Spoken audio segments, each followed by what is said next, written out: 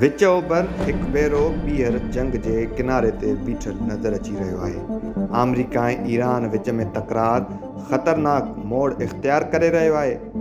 अमरीकी हमलनि, ईरानी जवाबी कारवायुनि ऐं आबनाए हुर्मज़ जी बंदिश जी दावाउनि सॼी दुनिया खे परेशानी में मुब्तला करे छॾियो आहे। सेंटकॉम दावा कई आहे त ईरान अंदरि ताज़नि फ़ौजी हमलनि जो सिलसिलो ख़तमु कयो वियो आहे। सदर डोनाल्ड ट्रंप दावा कई आहे त ईरान जी दरख़्वास्त ते हमलनि खे रोकियो वियो, पर तेहरान उन दावा खे रद्द कंदे चयो आहे त सख़्त जवाबी हमलनि खां पोइ अमेरिका पाण पोइते हटण ते मजबूर थियो।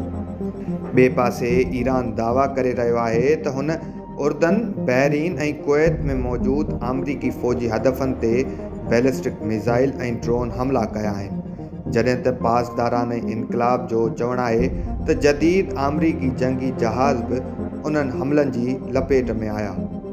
ख़तरे जी घंटी तॾहिं वॻी जॾहिं ईरान आबनाए हुर्मज़ खे मुकमल तौरु बंदि करण जो ऐलान कयो।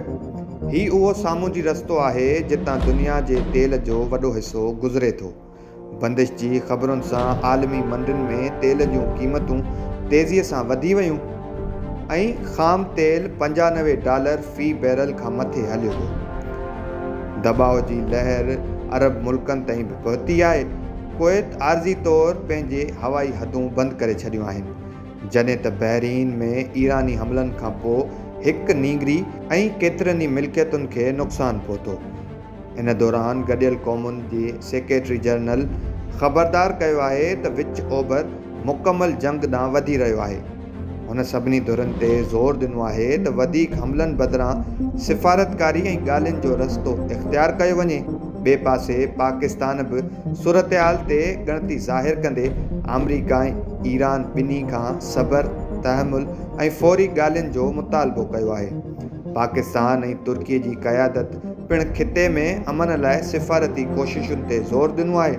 हिकु पासे जंगबंदीअ जूं ॻाल्हियूं थी रहियूं आहिनि त ॿिए पासे सदर ट्रंप ईरान ते वधीक सख़्त हमलनि जूं धमकियूं ॾेई रहियो आहे। हुन ख़ार्ग ॿेट ऐं ईरानी तेल जी अहम इमारतूं कंट्रोल करण जो बि इशारो ॾिनो। सवाल इहो आहे त छा दुनिया हिकु नई वॾी जंग ॾांहुं वधी रही आहे? छा आबनाए हुर्मज़ वाक़ई बंदि आहे या नफ़्सियाती जंग जारी आहे?